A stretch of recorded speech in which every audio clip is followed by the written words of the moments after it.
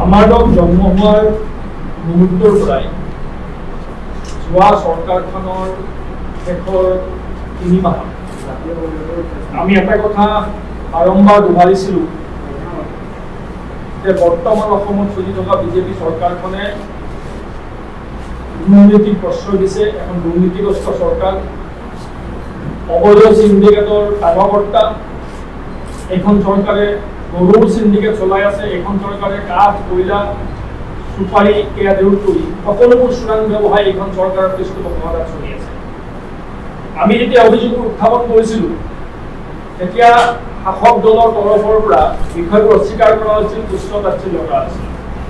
সাংবাদিক বন্ধুসকল, আপোনালোকে নিশ্চয় অনুমান কৰিব পাৰিছে যে যোৱা কিছুদিনত অসমৰ বৰ্তমানৰ মুখ্যমন্ত্ৰী মাননীয় হিমন্ত বিশ্ব শৰ্মা ডাঙৰীয়াৰ কথা আৰু কামে এই কথাটো প্ৰমাণ কৰি দিছে যে যোৱা বিজেপি চৰকাৰখন, মানে সোণোৱাল নেতৃত্বাধীন বিজেপি চৰকাৰখন দুৰ্নীতিত নিমজ্জিত আছিল, সিন্ডিকেটৰ কাণ্ডাৰী স্বৰূপ আছিল। যি কথাবোৰ আমি অসম জাতীয় পৰিষদে কৰিছিলোঁ, এই কথাখিনি বৰ্তমানৰ মুখ্যমন্ত্ৰীগৰাকীয়ে চৰকাৰীভাৱে, ৰাজহুৱাভাৱে সেই কথাবোৰ তেখেতৰ কথা আৰু কামত আমাৰ অভিযোগৰ সত্যতা প্ৰমাণ হৈছে। গতিকে আমাৰ অভিযোগৰ সত্যতা প্ৰমাণ কৰি দিয়াৰ বাবে মুখ্যমন্ত্ৰী দেৱানন্দক আমি ধন্যবাদ জনাইছোঁ। একে সময়তে মুখ্যমন্ত্ৰী ডাঙৰীয়াই যি ধৰণে কৈছিল যে অবৈধ গৰুৰ সিন্ডিকেটত মাহে 1000 কোটি টকাৰ অবৈধ লেনদেন হয়। মুখ্যমন্ত্ৰীৰ ভাষাত যোৱা 5 বছৰত 60,000 কোটি টকাৰ অবৈধ লেনদেন হৈছিল।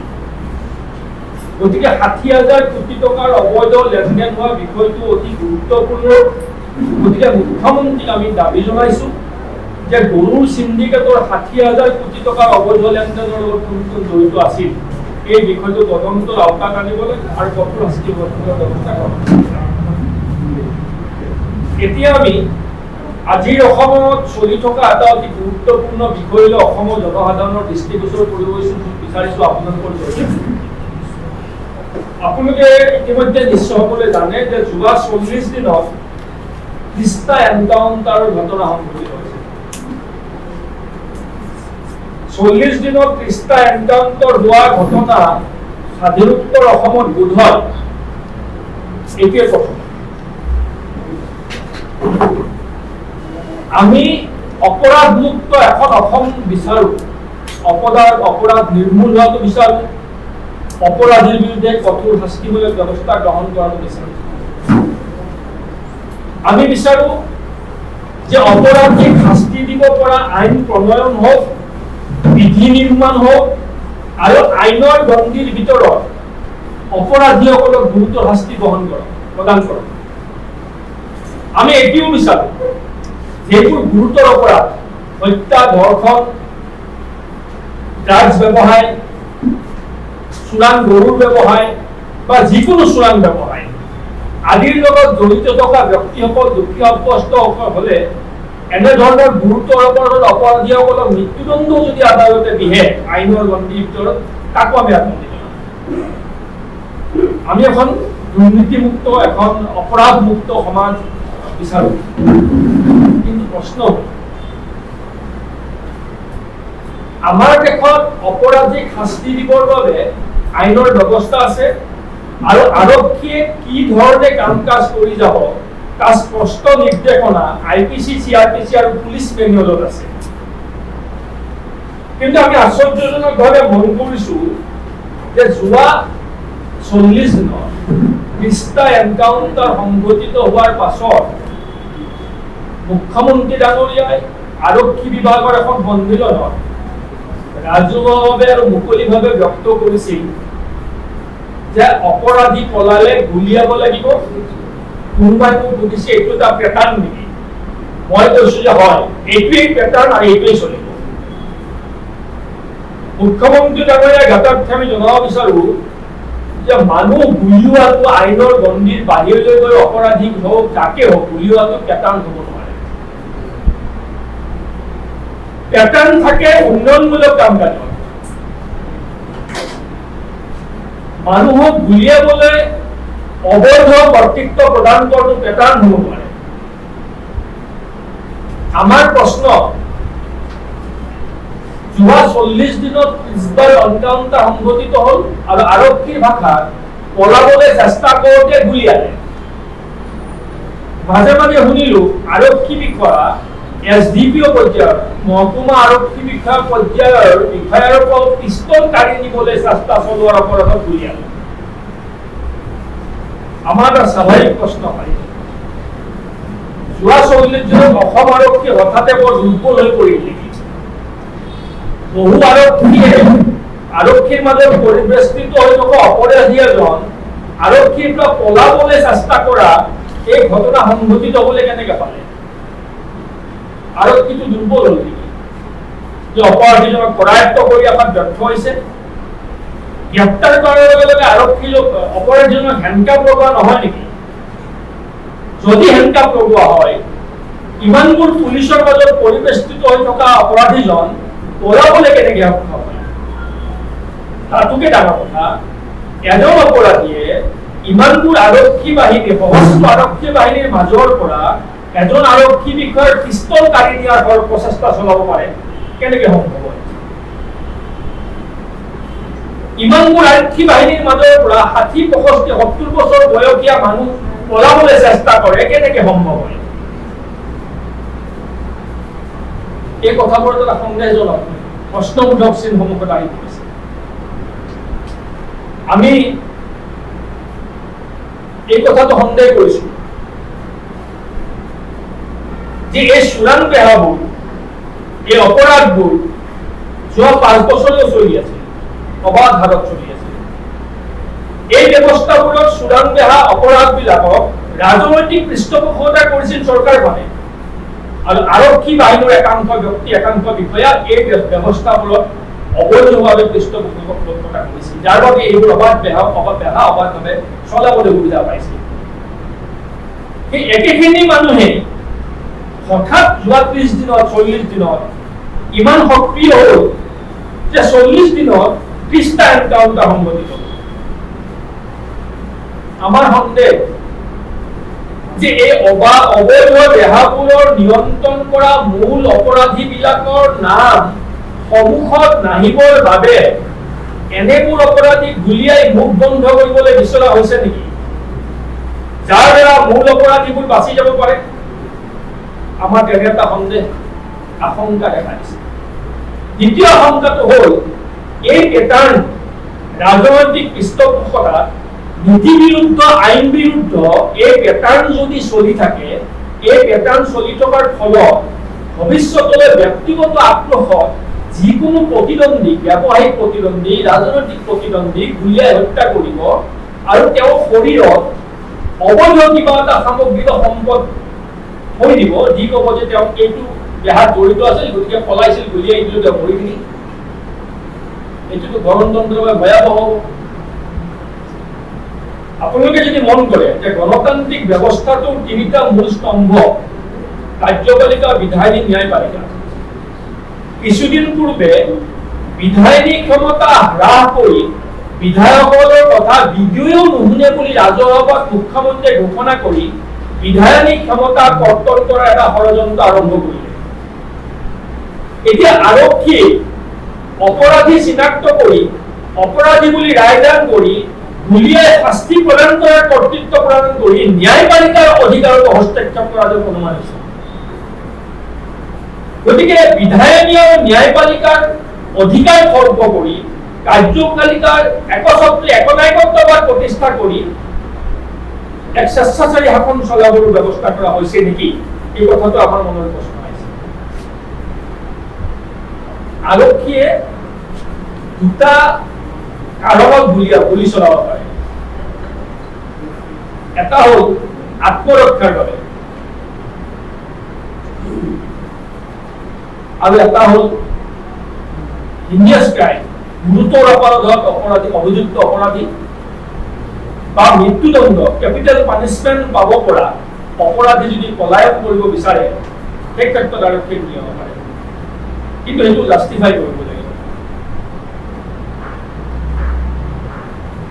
গতিকে IPC আৰু CRPCয়ে অপৰাধী ক্ষেত্ৰত আৰক্ষীয়ে কেতিয়া গুলিয়াব আৰু কি কৰিব সুনিৰ্দিষ্ট নিয়ম প্ৰযোজ্য কৰাৰ পাছতো যোৱা 40 দিনত অসমত IPC CRPC উলংঘন কিয় কৰা হ'ল?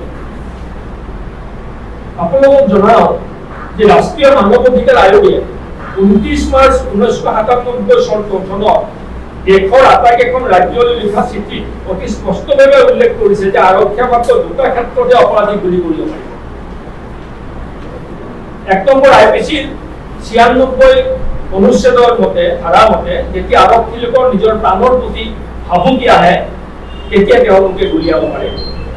আৰু গুলিয়াব পৰা গোটেই বিষয়টো IPC 96ৰ পৰা 2001 লৈকে বিস্তৃত হৈ ব্যাখ্যা কৰা আছে।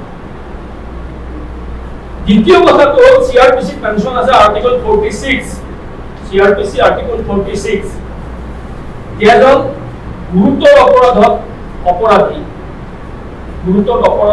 অভিযুক্ত অপৰাধী যিজনে কেপিটেল পানিশমেন্ট পাইছে, মৃত্যুদণ্ড বা যাৱজ্জীৱন কাৰাদণ্ডৰ আদেশ জাৰি হৈছে তেওঁৰ বিৰুদ্ধে, তেওঁ যদি পলাবলৈ চেষ্টা কৰে বা গুৰুতৰ অপৰাধৰ অপৰাধী কেপিটেল পানিশমেন্ট পাব পৰা অপৰাধৰ যোগ্য অপৰাধী তেওঁ যদি পলাবলৈ চেষ্টা কৰে তেওঁৰ ক্ষেত্ৰত গুলিয়াব পাৰে। এতিয়া যিসকলক গুলিয়াইছে তেখেতসকলৰ পৰা অধিক তথ্য আহৰণ কৰি এই চোৰাং বেহাবোৰ অপৰাধবোৰ নিৰ্মূল কৰাৰ ব্যৱস্থা কৰাৰ পৰিৱৰ্তে তেওঁলোকৰ মুখ বন্ধ কৰি দিয়াৰ ষড়যন্ত্ৰ চৰকাৰখনে কিয় আৰম্ভ কৰিছে? এইটো আমাৰ সন্মুখত প্ৰশ্ন। আৰু মুখ্যমন্ত্ৰীয়ে প্ৰত্যক্ষভাৱে গুলিয়াবলৈ এনকাৰেজ কৰা, গুলিয়াবলৈ অনুপ্ৰাণিত কৰা ব্যৱস্থাটো গণতান্ত্ৰিক ব্যৱস্থাৰ বাবে অতি দুৰ্ভাগ্যজনক। আৰক্ষীয়ে অপৰাধী এজন কৰায়ত্ব কৰাৰ সময়ত তাত কেনে পৰিস্থিতি উদ্ভৱ হৈছে বা কেনে পৰিস্থিতি উদ্ভৱ হ'ব সেই কথাষাৰ মুখ্যমন্ত্ৰী আগতীয়াকে কেনে গম পালে? অপৰাধী এজনক কৰায়ত্ব কৰাৰ সময়ত সেই সময়ত উদ্ভৱ হ'ব পৰা পৰিস্থিতিৰ মোকাবিলা কৰাৰ বাবে তাৰ দায়িত্বৰত কৰ্তব্যৰত আৰক্ষী বিষয়াজনৰ আইনৰ জ্ঞান আছে। আইনৰ জ্ঞানৰ ভিতৰত আইনৰ গণ্ডিৰ ভিতৰত সেই বিষয়াজনে সেই সময়ত কি ব্যৱস্থা গ্ৰহণ কৰিব লাগে সেই ব্যৱস্থা তেওঁ গ্ৰহণ কৰিব। এইটো ডিক্টেশ্যন দিব লগা কি হ'ল মুখ্যমন্ত্ৰী আগতীয়াকে যে অপৰাধী পলাবই আৰু তোমালোকে গুলিয়াবাই। সামগ্ৰিকভাৱে এই গোটেই ব্যৱস্থাটো সন্দেহজনক। আৰু আমি এই পেটাৰ্ণ মুখ্যমন্ত্ৰীৰ ভাষাত অগণতান্ত্ৰিক স্বৈৰাচাৰী এই পেটাৰ্ণ বন্ধ কৰিবলৈ আমি চৰকাৰক সকীয়াই দিছো। আমাৰ কথা হ'ল যে অপৰাধ নিৰ্মূল হ'বই লাগিব। কঠোৰ ব্যৱস্থা গ্ৰহণ কৰক, কঠোৰ আইন প্ৰণয়ন কৰক, দোষীক কঠোৰ শাস্তি প্ৰদান কৰক, কিন্তু শাস্তি প্ৰদান কৰাৰ কৰ্তৃত্ব আদালতৰ, ন্যায়িক ব্যৱস্থা, কাৰ্যপালিকাৰ নহয়। দ্বিতীয় কথাটো হ'ল অপৰাধ নিৰ্মূল হ'ব, অপৰাধ নিৰ্মূল প্ৰতিষ্ঠিত বিধিৰ স্থাপিত আইনৰ আধাৰত হ'ব। অপৰাধ নিৰ্মূল এজন ব্যক্তিৰ ইচ্ছা সাপেক্ষে নহ'ব, তেওঁ ভবা ধৰণে নহ'ব। অপৰাধ নিৰ্মূল কৰাৰ বাবে প্ৰতিষ্ঠিত আইন আছে, বিধি আছে, সেই বিধিৰ দ্বাৰা অপৰাধ নিৰ্মূলৰ ব্যৱস্থা গ্ৰহণ কৰক। প্ৰচলিত ব্যৱস্থাত এটা অপৰাধ হ'লে অপৰাধীক আৰক্ষীয়ে কৰায়ত্ব কৰে, আৰক্ষীয়ে তদন্ত কৰে, অভিযোগনামা আদালতত দাখিল কৰে আৰু অভিযোগনামাৰ ওপৰত বিচাৰ কৰি আদালতে দোষী সাব্যস্ত কৰি তেওঁৰ বিৰুদ্ধে শাস্তিমূলক ব্যৱস্থা প্ৰদান কৰে। এই ব্যৱস্থাটো আমাৰ প্ৰচলিত ব্যৱস্থা। এই ব্যৱস্থাত ক'ত ত্ৰুটি বিচ্যুতি আছিল, আৰক্ষীক সেইবোৰ সংস্কাৰৰ প্ৰয়োজন আছিল। নতুন চৰকাৰে মুখ্যমন্ত্ৰী আৰক্ষীক কেনেকৈ সংস্কাৰ কৰক যে অপৰাধৰ তদন্ত ক্ষীপ্ৰতৰ কৰক, এমাহৰ ভিতৰত বা এটা নিৰ্দিষ্ট সময়ৰ ভিতৰত তদন্ত সম্পূৰ্ণ কৰক, নিৰ্দিষ্ট সময়ৰ ভিতৰত অভিযোগনামা দাখিল কৰক আৰু ফাষ্ট ট্ৰেক কোৰ্ট বহোৱাৰ ব্যৱস্থা কৰক, যাতে নিৰ্দিষ্ট সময়ৰ ভিতৰত কম সময়ৰ ভিতৰত গুৰুতৰ অপৰাধৰ অপৰাধীসকলৰ বিৰুদ্ধে আদালতে কঠোৰতা শাস্তি প্ৰদান কৰিব পাৰে। তাৰ বিপৰীতে আৰক্ষীৰ সংস্কাৰ কৰাৰ বিপৰীতে আৰক্ষীৰ শক্তি প্ৰদান কৰিবলৈ কঠোৰ আইন প্ৰণয়ন কৰাৰ বিপৰীতে অপৰাধ নিৰ্মূলৰ বাবে আইনগত ব্যৱস্থা কাৰ্যকৰী কৰাৰ বিপৰীতে স্বেচ্ছাচাৰীভাৱে নিজস্ব চিন্তাধাৰাৰে আৰু ৰাজনৈতিক স্বাৰ্থত এটা নতুন প্যাটাৰ্ণ উদ্ভাৱন কৰিব, সেই প্যাটাৰ্ণটো অসমত চলিবলৈ দিয়া নহয়। গতিকে আমাৰ এইখিনি আহ্বান, আমি বাকী পইণ্টবোৰ আপোনালোকক দিম। আৰু আমাৰ অসম আৰক্ষীৰ এটা আহ্বান, সংবাদমেলৰ বক্তব্যৰ পৰিৱেশত অসম আৰক্ষীৰ এটা আহ্বান জনাব বিচাৰিছো। অসম আৰক্ষীত বিচক্ষণ, নিষ্ঠাবান, দায়িত্বশীল, কৰ্মক্ষম বহু বিষয়া আছে। দিনে নিশাই সমাজৰ বাবে, দেশৰ বাবে আত্মনিয়োগ কৰা বহু বিষয়া আৰক্ষীত আছে। তেনে বহু বিষয় ব্যক্তিগতভাৱে মই জানো। আৰু আৰক্ষী বিষয়াসকলৰ নিষ্ঠা, বিচক্ষণতা, দায়বদ্ধতা আছে বাবে সমাজখন আজি এই পৰ্যায়ত শান্তিপূৰ্ণভাৱে চলি আছে।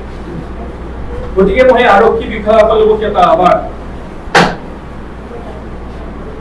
কাৰোবাৰ ৰাজনৈতিক অভিলাষ পূৰণৰ বাবে আপোনালোক ৰাজনৈতিক হাতিয়াৰ হিচাপে ব্যৱহাৰ নহব। আপোনালোকে যি কৰে আইনৰ গণ্ডিৰ ভিতৰত থাকি কৰক। আইনৰ গণ্ডিৰ বাহিৰত এনকাউণ্টাৰ কৰোঁতে ভাৰতবৰ্ষৰ বুৰঞ্জী কোনো ৰাজ্যৰ গৃহমন্ত্ৰী আৰু ডিজিপিও জেলত যাবলগীয়া হৈছিল। এই কথাবোৰ পাহৰি যাব নালাগে, ইতিহাসত লিপিবদ্ধ হৈ আছে।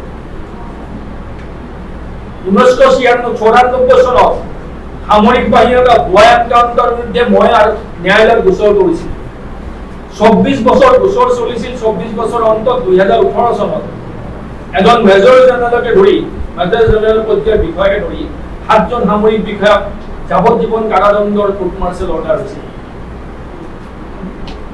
গতিকে সকলোৱে লক্ষ্মণ ৰেখাৰ ভিতৰত থাকি কাম কৰক, এইটো আমাৰ অনুৰোধ, আমাৰ আহ্বান। লক্ষ্মণ ৰেখা উলংঘা কোনেও নকৰিব। আইন কানুন সাংবিধানিক বিধি ব্যৱস্থা আছে।